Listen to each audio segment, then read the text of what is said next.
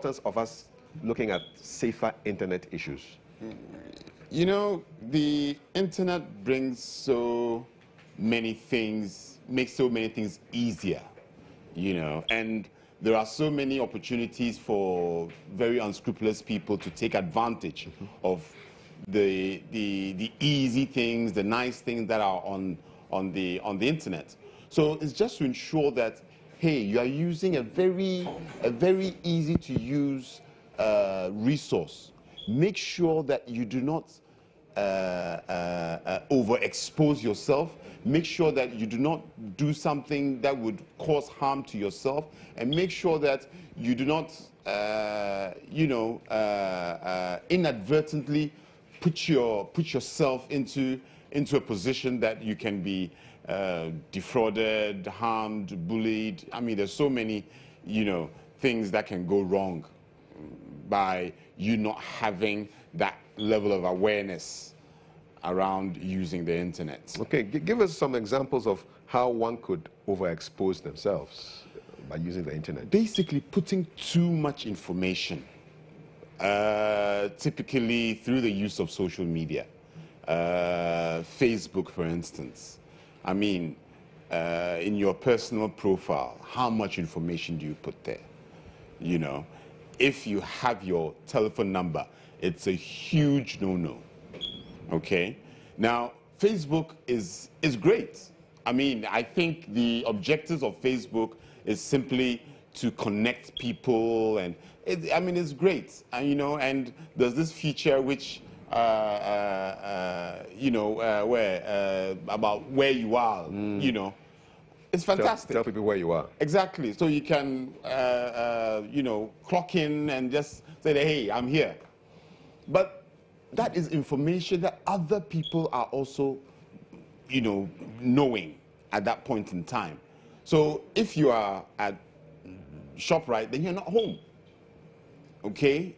And it's just too much information if somebody wants to take advantage and, do anything. You see, so we just need to be very careful about putting our pictures of our children, So, it's just because you don't know who is reading it or who's looking at it or who's absorbing it, There are instances where people's pictures have been taken and new accounts, fictitious accounts, accounts impersonating somebody have been created and have been used for nefarious activities. You see, so it's just that the amount of information that we put out there must be very, very, very, scrutinized by yourself to ensure that, hey, can anybody misuse this information to my disadvantage, and just to ensure that you are keeping yourself safe? I know there are issues of responsibility, personal responsibility with issues of safer internet, but can we also blame some of the technology providers? I know quite a few of the online people have certain default positions that they have. So once you log on, you are basically exposed until you go into settings and start closing certain settings so that too much information isn't given out. What does that say about how we should approach logging on and giving out our information when we want to log or get access to particular portals?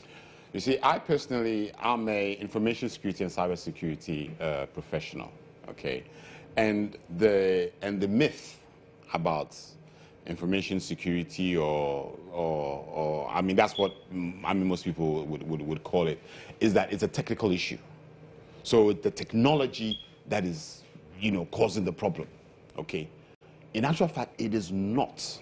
Information security is a social issue. The technology is there. It is the human beings who misuse it.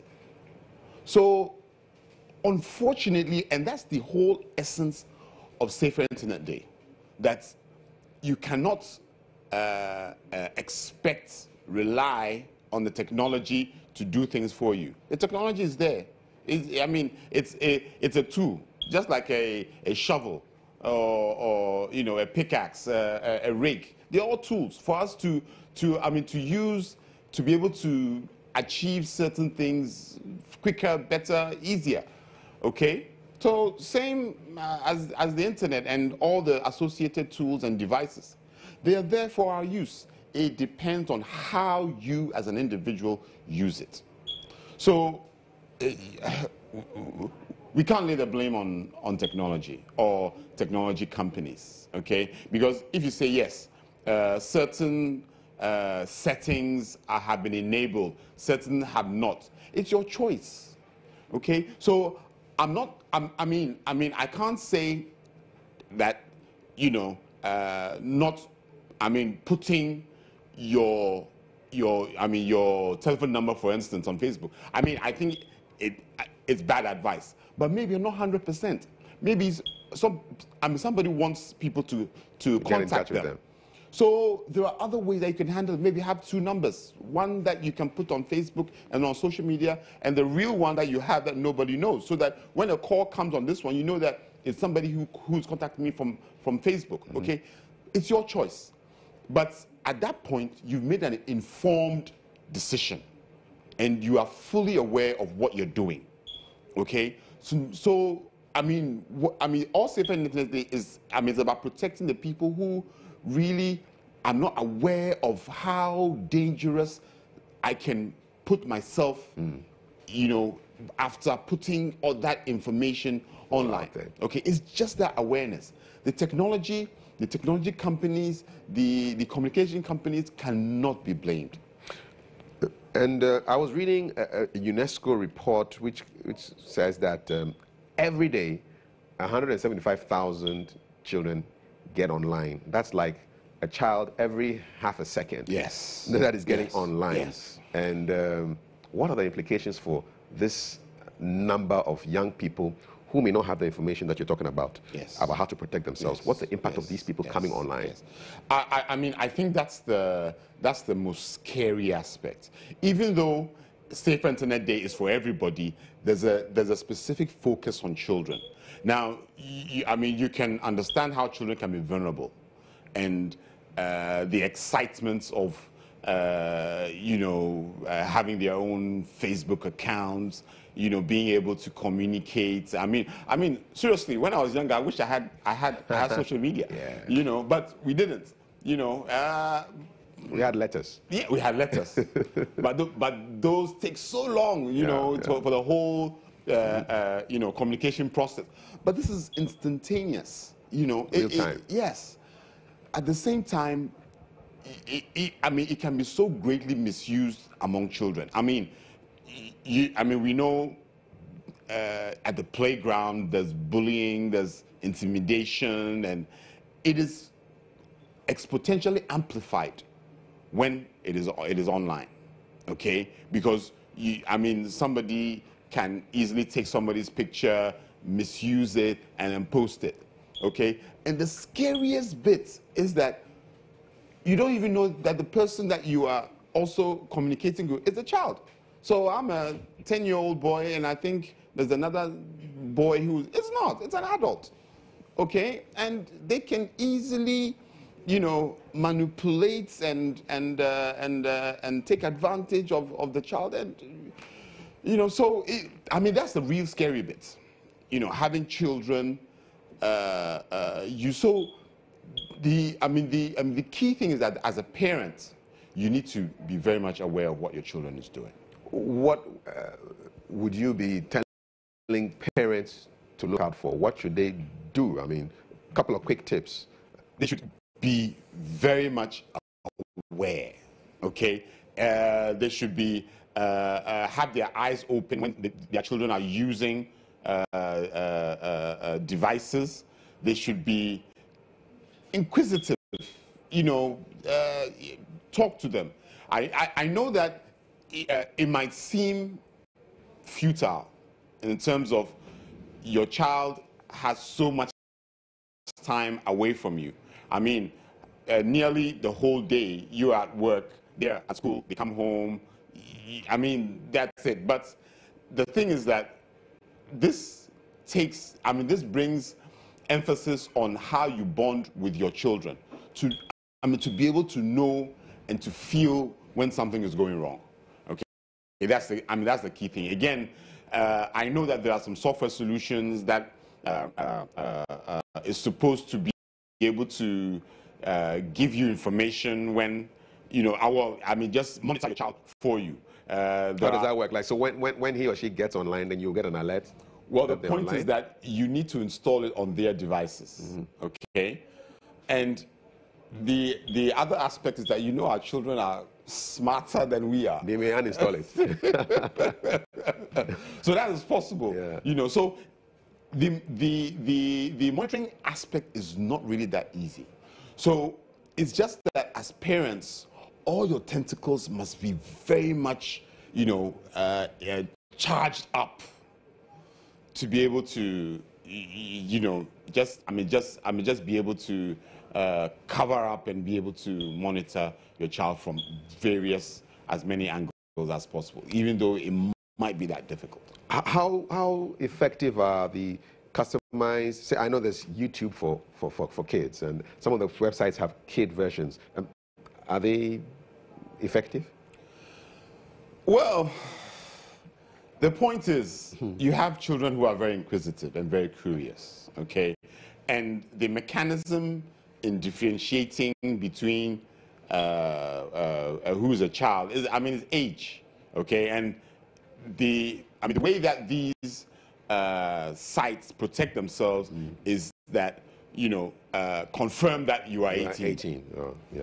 Okay? So, all they're doing basically is taking the responsibility off them and in your hands, basically. That's all. Okay, so it's more of a legal issue here. That, you know, you said you were 18. There's very little that we don't have any liability against. Exactly, exactly. So it is again up to the parent to be very much aware as to what the child is doing online. Now, the YouTube for kids, yeah, it's good. It tries to focus on content which is appropriate for children. But the fear is that some of our children grow quicker than their actual age. So their interests might waver and go into other areas that we don't expect them to at the time. So again, it comes back to the level of awareness, the level of monitoring that the parent has over the kid. All right, you're watching GH1 TV. My name is GHToday, and we are celebrating Safer Internet Day today. It's an event promoted by InSafe Network, and it's celebrated every year across Europe and in other countries worldwide. And it's been celebrated in Ghana now. This is the 4th time we're celebrating it, every 6th of February. That is what we do. It offers the opportunity to highlight the positive uses of technology and to explore the role that we all play in helping to create a better and a safer online community, calling on young people, calling on parents, calling on carers, teachers, social workers, law enforcement agencies, companies, policy makers, and the wider public, that's you and me, to join in helping to create a safer internet. We want you to get involved, to play your part, and you can ask your questions, sending us WhatsApp on 0246 020 580. Being joined by my second guest, who is Mr. Winslow Sakifio with First Bank, Director for Capital Markets. Winslow, good to have you here. Thank you very much. I should say happy Safer Internet Day to you. Same to you. Good. And so I was just speaking with CK Bruce. He's an internet cybersecurity consultant, trainer, and he's been talking about the significance of this day. You coming from a financial institution, yes, please. What do you care about Safer Internet? The thing is, we leverage so much on the internet to get close to our clients. We are an investment banking firm, and we have some mutual funds that we have retail investors who invest in it. And to keep them updated about their accounts, to get them information about the markets, we use the internet a lot. We also use it to send statements to them. So for us, if the integrity of the internet is compromised and the safety is reduced, it would affect us indirectly because it would affect our clients. And when it comes to management of our funds, we leverage on the internet a lot to run our systems efficiently. So for us, the internet is key. It is the most important thing we use now. And if it's not safe, then we all have a problem, especially as an institution. What's the biggest risk to your operations as far as the internet is concerned? It's safety. I mean, hacking issues and all It's like our that. boys are trying to access money that doesn't belong to them. Yes, it's they trying to modify the statements we have. You know, ours is it deals with the stock markets and all that, and it's real time. So if you have somebody who can hack into the system, it creates a problem for us, and especially for our clients whose money we manage. Fantastic. Mr. Bruce, generally, what is the level of our safety and security awareness as far as internet issues are concerned in this country? In Ghana? Yes. Strong question.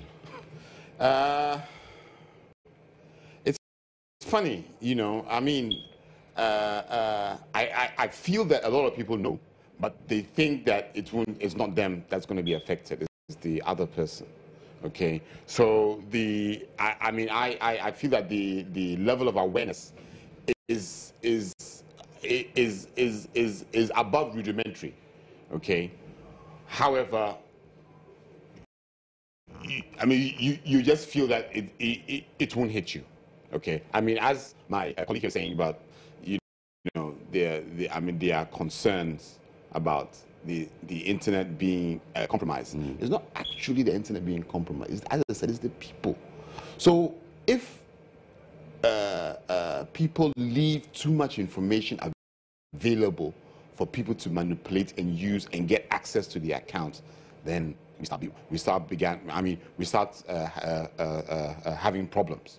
Okay, so I mean, we need to be as soon as we are using the internet to manage our accounts, to do online banking and get information, we should be very, very much aware. How often do you change your password? Where do you keep it? I know so many people that write down their passwords and put it in their wallet, or if you have a card, a Visa card and all of them, where do you keep it? It's mind-boggling for you to keep it at home in a drawer. It should always be with you. Why? Because as soon as it's missing, you would know. But if you put it somewhere and you are going for it and it's missing, when did it get missing? You have no clue. Okay, so it's just the level of your awareness and your handling of your electronic identity and all the associated requirements that would keep you safe. Something as mundane as, okay, you're working on your email and you decide to just pop down the next office, but you've left your screen, your email page open. It's a no-no, right? Big no-no. You see, I mean, how long does it take for somebody to glean some information from your screen? Seconds. I'm just passing by. Okay? Now, or send porn to your boss. Yes, straight. You know, in actual fact, information security issues or hacking, we say a lot about hacking and that there's somebody sitting in Singapore or Hong Kong who's trying to hack in our system. In actual fact, that is about less than 5% of the true dangers. 95% or even more is from the inside of the organization. So it's somebody inside the organization who is going to misuse the information that they have, or as I just said, walk by your machine and discover something and get something and misuse it. So the vast majority of information security breaches are from within. And even those that are from without is in collusion with somebody within. Ms. Lo, you have any thoughts on this? I mean, how do you make your people in your organization more aware of the security issues so that they don't expose themselves to the risks that the CK has been talking about? As he is saying, we are aware, but we always think it will be somebody else. My issue is with password sharing and then not keeping your password. Yeah, I see that. Somebody goes to the ATM and says, Charlie, come and help me. Oh. My number is ta-ta-ta-ta-ta. Help me take the money out. And I'm like gobstruck. Yes, it happens. And it's because we think it will be somebody else. And in an institution, it's mainly the password sharing. And if you have a client with an account, maybe they want somebody to do the transaction for them. So they'll give the username and password to. Wow. Yes.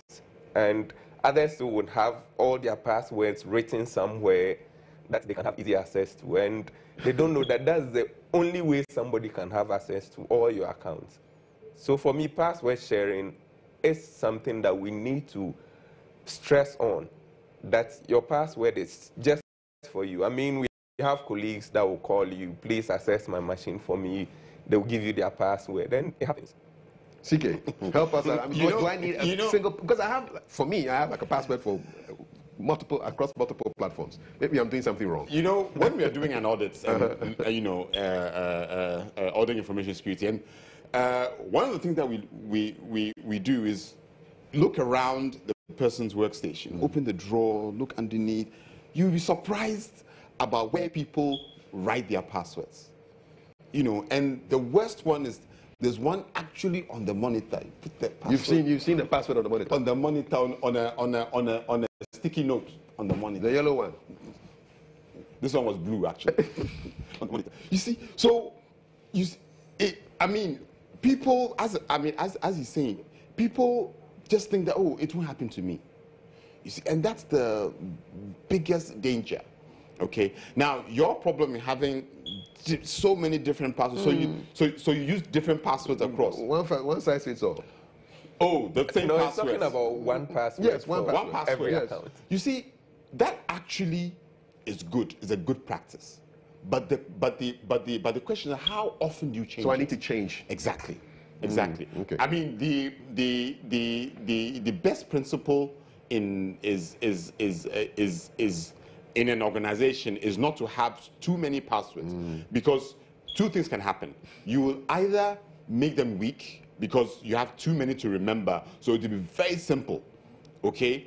Or you start writing them down, okay? It's best to have one, you use across, but change it often. What is often?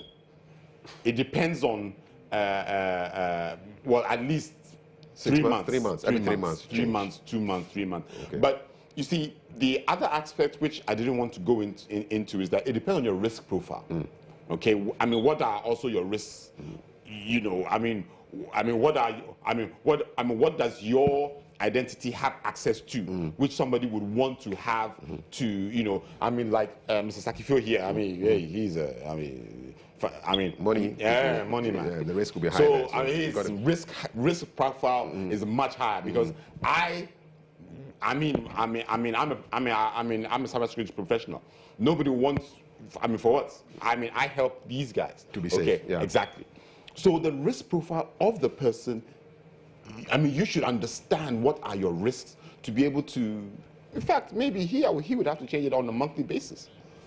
Okay. So the frequency in which you change that and you're aware of some of your other, typical one, when you're driving home, do you use the same route every single time? You shouldn't. Okay, that's just like your password. Okay, at least sometimes do something. Don't create a regular routine of your life. Okay, so nobody can sit down and start reading you and then know where to, take advantage of your regular routine that you have. Similar behaviors should also be, on the internet. So disrupt it a little bit. Exactly. Okay. We're coming to the end of the conversation. The theme this year for Safer Internet Day is create, connect, and share respect.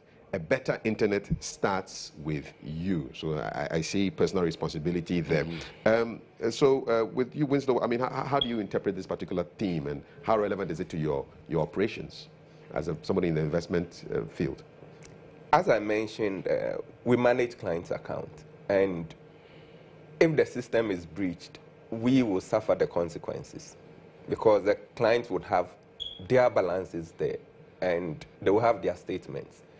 If your system is breached, you have to bridge that gap. So for us, security is very key, and we spend a lot of money to make sure our systems are secured, because immediately it's breached, then we have a problem. And respect. I think for us, client privacy is key. You know, we work with money, we have people's income, information, and all that. So for us, we respect that kind of security, and we want to make sure that the client's information is kept private. If we are not careful and it's breached, then we'll have a problem with identity theft and all that. And sometimes you have clients who don't want their information to go out. So in as much as we want to make the internet a tool to make the work easy for us, we are also very mindful of the fact that if the system is breached, we'll have a lot of information on clients going out. Fantastic. CK, basically, same question. I mean, how is the theme relevant to you? And since you are in the cybersecurity field, how do you ensure that people can make the right and responsible decisions online? You know, the internet, I mean, I can't imagine it not being there. Yeah. You know, it's a great resource. I mean, being able to connect. I mean, like my siblings and our children, we have our own group, and I mean, they're all over the world. So it is the only way on a daily basis we can be in touch. Yeah. You know, and I mean, 30 years ago, how would you do that? It would just not be impossible. I mean, to share my nephew's thing that he's doing in Kenya on a daily basis, it's impossible. It's valuable, it is needed, it is necessary, it is good. All we have to do is just to be aware that who you are interacting with is the right person. Okay, don't make assumptions.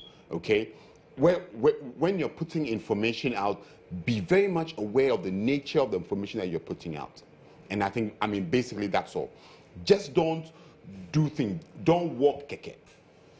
Do things being fully aware of the possible dangers that might come out of it. They say trust in God, but lock your car. Exactly. Exactly. All right, CK Bruce is the Chief Executive Officer of Innovari Learning. They are a cybersecurity consulting and training firm. And Winslow Sakifio is with First Bank Director for Capital Markets. Gentlemen, wish you a safer internet day, and God bless. We'll meet again some other time. God willing. Brilliant. Thank you so much. All right, you're watching GH1 TV. My name is Kafui Day, and I hope you've really enjoyed the conversation. We are still doing a country Tuesday. So this is Dolly Parton and Kenny Rogers. Islands in the Stream. Yep. I can see my people nodding their head. They like it. Baby, when I met you, there was peace unknown. I set out to get you with a fine-tooth comb. I was soft inside. There was something going on. You do something to me that I can't explain. Hold me closer and I